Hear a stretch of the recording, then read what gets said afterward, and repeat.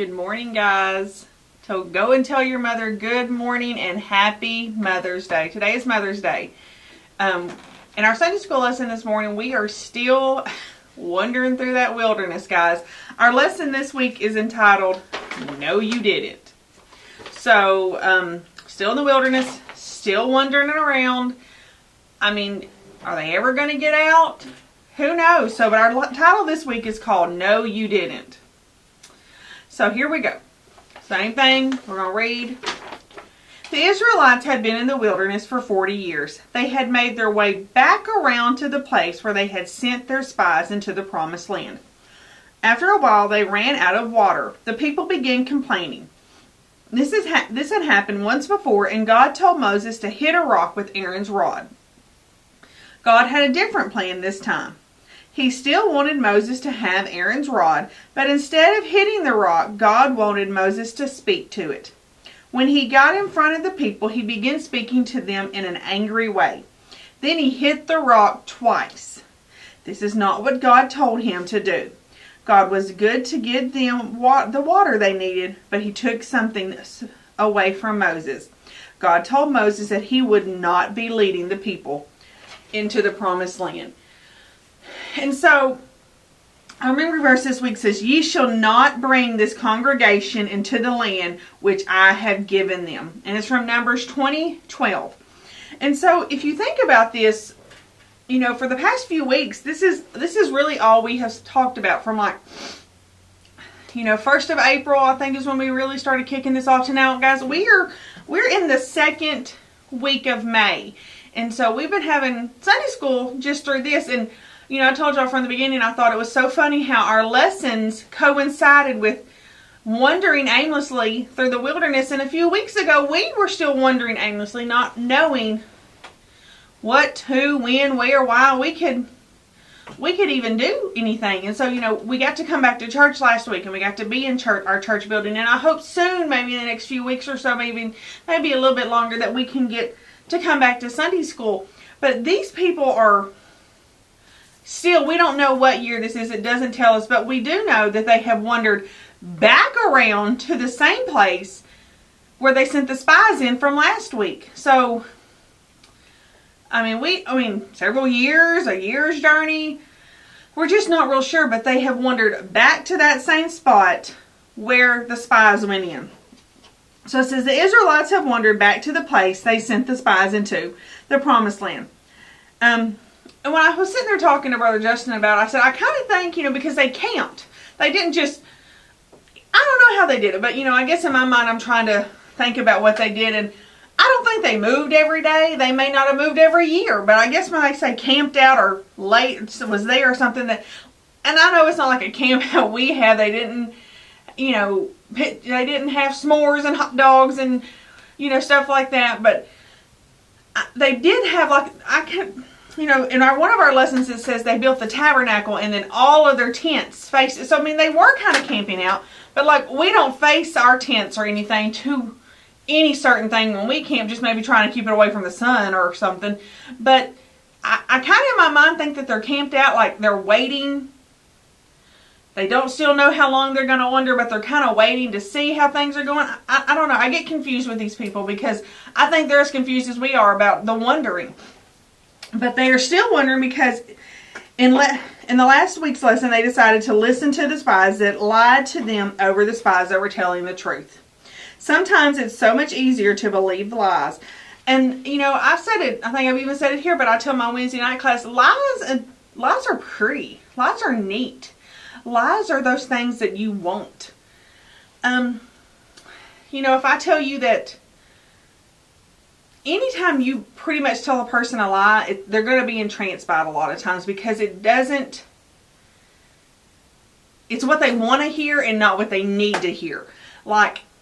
They need to hear no, but they want to hear yes. And even if you say, no, but maybe, that's better than just saying no.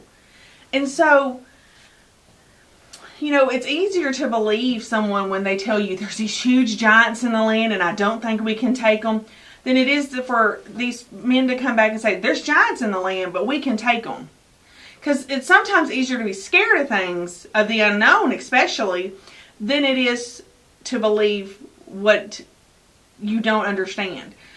I think I may have said that wrong, but it's easier to believe a lie than it is the truth, because a lot of times a lie is wrapped up in this pretty little box or bag, and it's just like, well, that's just neat. I can handle that. To where the truth, you may not like what God's telling you, or your friends are telling you, or your family, because it doesn't fit what you want to fit in this little box, because it's not what you want.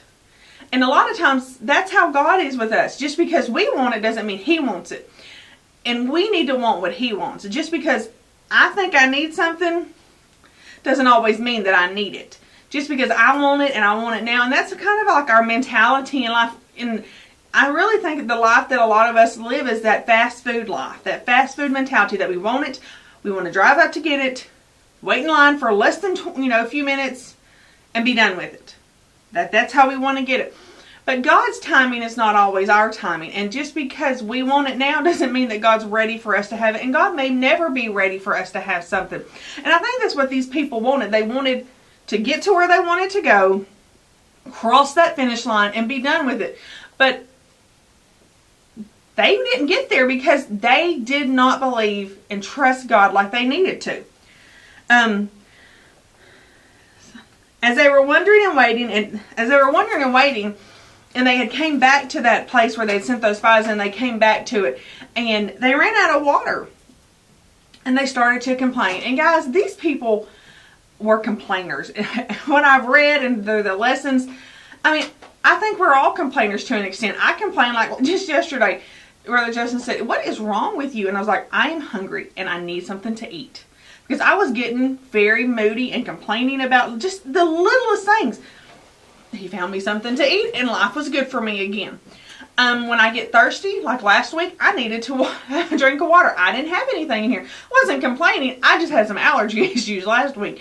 But when you get thirsty, like if you've ever played sports, or when we all live in Texas, so think about how hot it gets when we're outside in July or August, and you really need that drink of water. These people were in the desert. They were in a wilderness, and they were wandering around, and they ran out of water. I mean, like, I was driving down the road just a couple of days, and I had a big bottle of water, and I ran out, and I was like, man, I'm so thirsty. I mean, I was 20 minutes from home. I got home, got a bottle of water, and life was good. But these people ran out, and like, I don't know how many people were in their group, but I know that our family goes through sometimes a case and a half to 2 cases of water a week, just depending on our week. It's been more so over the past few weeks, but normally a decent week for us is a case to a case and a half, maybe a little bit more. But these people just didn't have the local, Walmart or Target or Sam's that they could run in and buy 2 or 3 cases of bottled water and be done with it. They didn't have a well that was with them all the time. So they had to have ways that they got water. And like I said, they complain, they're griping, they're mad. So, they had complained about everything. I mean, remember, they didn't have the right food. They were wandering for so long. They were hungry. The manna wasn't good enough. They were ready to go back to Egypt, where they were slaves and people were mean to them. So now they're out of water. I mean, I get it. Human nature, sin nature, we complain. It's not something we need to do, but we do. So they had ran out of water before, and God had Moses hit a rock with Aaron's rod. This time, God wanted Moses to do something different to get the Israelites water. He still wanted him to use Aaron's rod, but he wanted Moses to speak to the rock. And, I mean, speaking to a rock seems kind of funny to me. But that's what God wanted, and we should always, always try to do what God wants us to do. Even if we think it's like, whoa, speak to a rock. I don't get it. But that's what God wanted him to do. So, he's ready. He's supposed to do what he's supposed to do. But remember, Moses had went before God on many occasions, just over the past few weeks, that we have studied about, that God had went before that Moses had went before God on behalf of these Israelite people. They were, that they complained just every single time they're complaining about something not going their way. So Moses had come before God on many occasions on behalf of the Israelites. When Moses stood before the people, he began to speak angry towards them. And I get it. He's upset with them because, time after time after time, he's went before them to clear the path, be that negotiator, be that interceder for them because they're complaining. God's ready to be like, I'm done with you. And Moses is like, God, please give them one more chance. I know we can figure this out. I know we can do this. And so here he comes again. Moses, this is what I want you to do. And Moses listens to God. He does what he's asked to do. And so this is what God said, and the Israelites listen to him. This is what the Israelites said, and then God says, well, this is what I want to do, and they do. And this is when we do what God wants to do.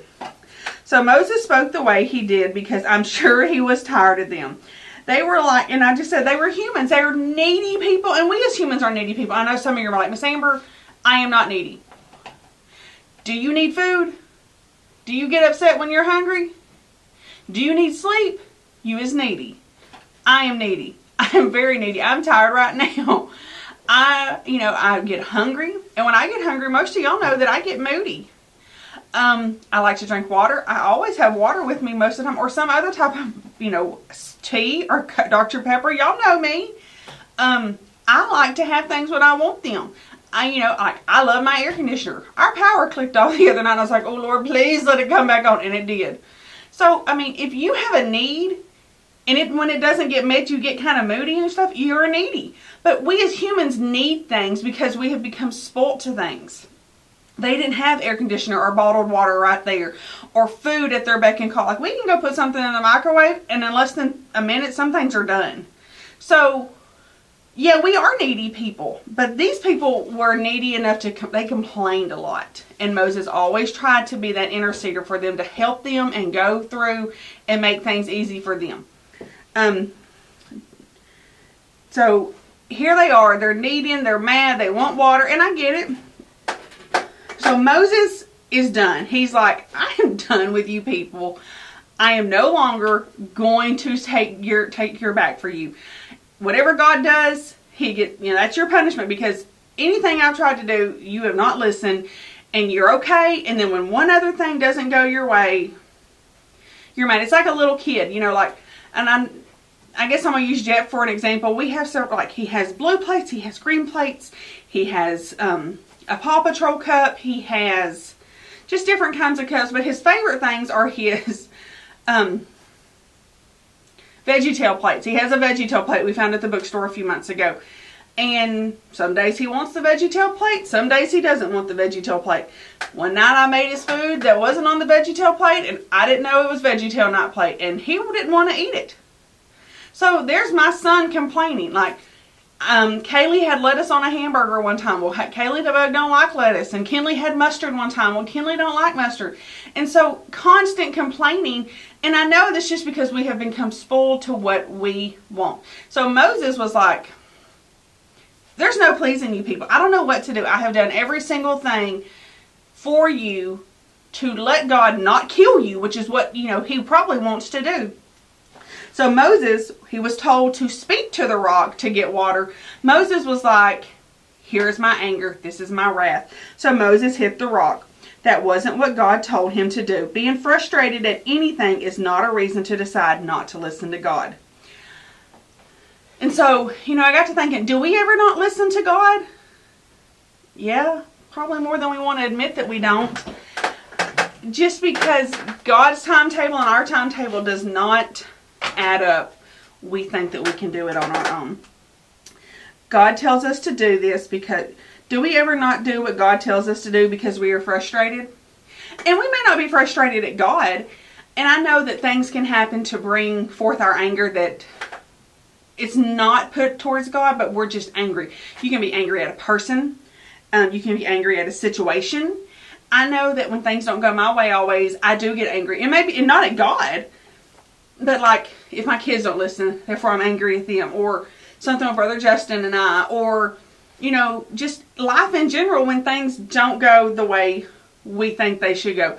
And I think that's God having a sense of humor, because like we have plan A, plan B, plan C, or this is how things are supposed to go.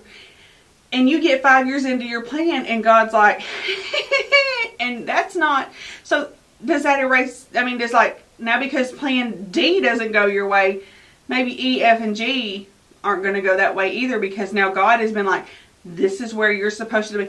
And I think about it, you know, like 20 something years ago, maybe not even that long, a friend of ours said, I think you're going to be a preacher's wife one day. And I was like, I don't even think so. I'm not marrying no preacher. I'm going to come to church and go when I want to go. And if I don't want to go on a Sunday night or a Wednesday night, I'm not going. If I want to go on a Sunday morning, I'll decide to go. And so I remember looking at him at church camp and saying, at church camp, I know that's funny, even funnier, I will never, ever, ever be a preacher's wife. And it had to be maybe less than 2 years later, I met Justin. Well, not met him, but like we started dating. And here we are, we're supposed to celebrate 13 years of marriage. So just because it's what you want in your life doesn't mean it's always going to follow with God's time. And so frustration, I think, comes from us making plans and then God saying, but that's not my plan. Or frustration comes because how you think may not be how your friend thinks, or how you thought something should go may not be how it did go, or you and your husband, I know you are so young, you are still so young, but you and your husband not being on the same page, or just even a teacher at school. I mean, I know you're supposed to listen to your teachers and respect them, but sometimes you do get upset with adults. I know that adults get mad at kids, and sometimes the teachers you get upset with them. But just because things didn't happen how you wanted them doesn't mean it's not how God wanted them.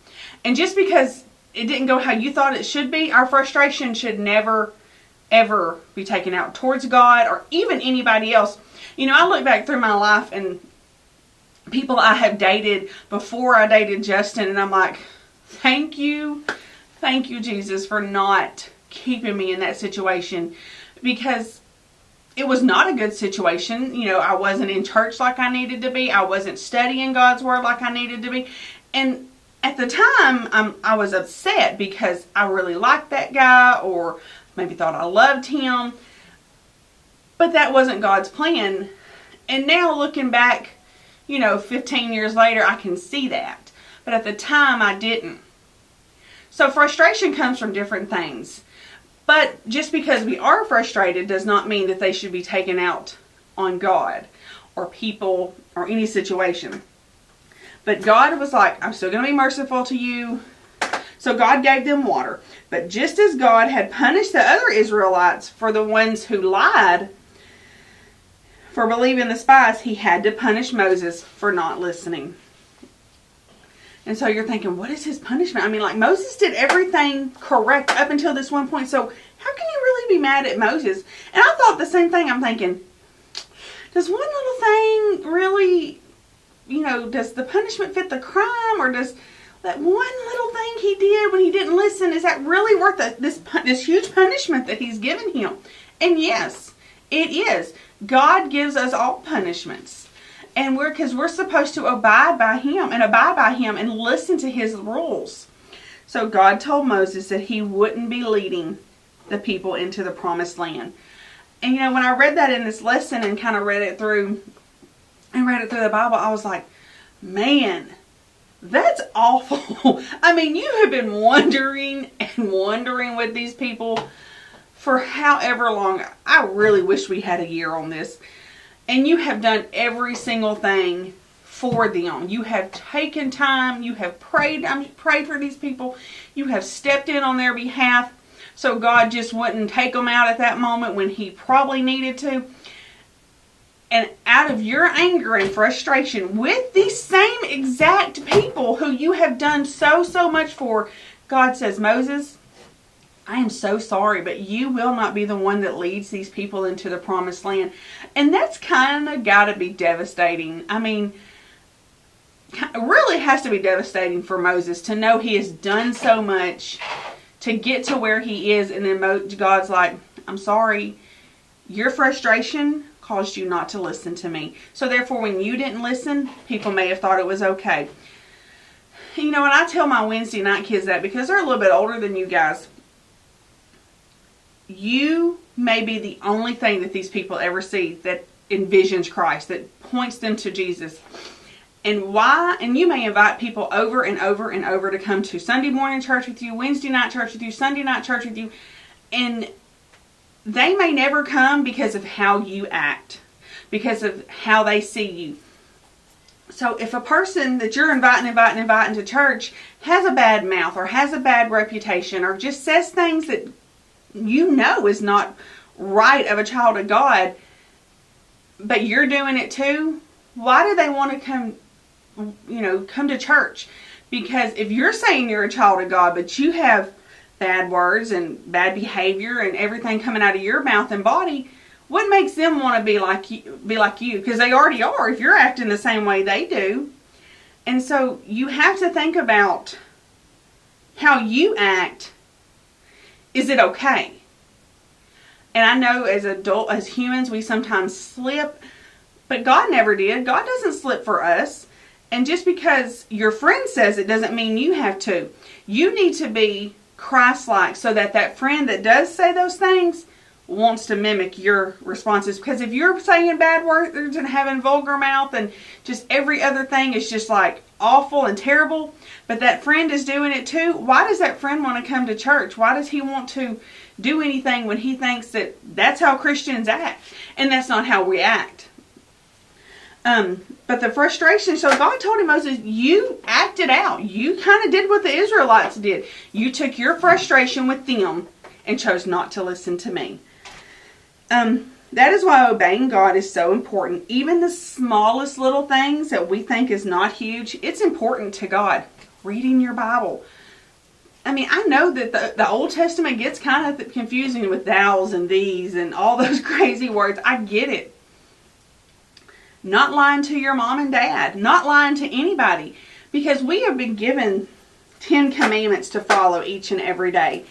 And every little commandment on there is something important that God gave Moses. That he gave him for us to follow as a rule. And just because we have frustration, it's kind of like having a sin. We're angry at something. Me telling my parents a lie or my kids telling me a lie is just as bad as someone going out and killing somebody. And I know you're thinking, oh, Miss Amber, but that's a lesson for a whole nother week. But frustration comes from anger. And anger comes from the devil. And we all have it sometimes. I know we do. But we all need to, when we get to that point of just frustration and anger, and we're fixing to take all of our wrath and anger maybe out on somebody or out of our persona, stop and think, is this how Jesus would act? Is this what Jesus would want me to do? Because I can tell you it's not. We need to be so Christ-like that our body just... Remember when a few weeks ago when Moses stepped into the cleft of the rock and God came over him? That's how our body needs to shine for Christ. Frustration, it happens at situations, at people in general. But we need to learn as children of God to take that frustration and just, before you act, stop. Even if it's just, Lord, just calm me down and help me. Because when you do and say something in anger and wrath, those are things that, and even just in general, you will never get those words back. And they may be words to your mom and dad, to your siblings, to your best friends, to your teachers at school. Because words, I know that sticks and stones may break my bones, but words can never hurt. That's a lie. Because I'm going to heal from you hurting me physically with a punch or a kick or something. But guys, there are words that you're always going to remember. You're always going to remember when that person was rude and mean to you, and it's going to hurt. I don't believe what they say about the sticks and stones, because words hurt. Sometimes words hurt worse than people hurting you physically.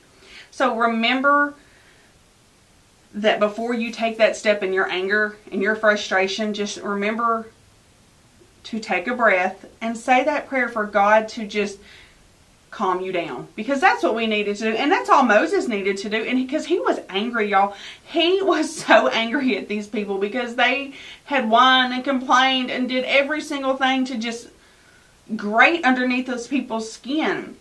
And I bet it was hard. And so Moses' punishment was he didn't get to go into the promised land. And I mean, I know that had to be like heartbreaking and shattering. So next time something happens, take that moment, take a step back, get out of the situation, and just remember to take a breath and pray to Jesus, because he's always going to help you guys. Through every single thing that we do, he is there for you guys. That is all I have this week. Don't forget to tell your moms Happy Mother's Day. Tell them you love them. Give them hugs. Make them a quick card before you have to come to church. And I will see you guys at church in a little bit. 10:45. And I will see you guys later. Love y'all. Bye.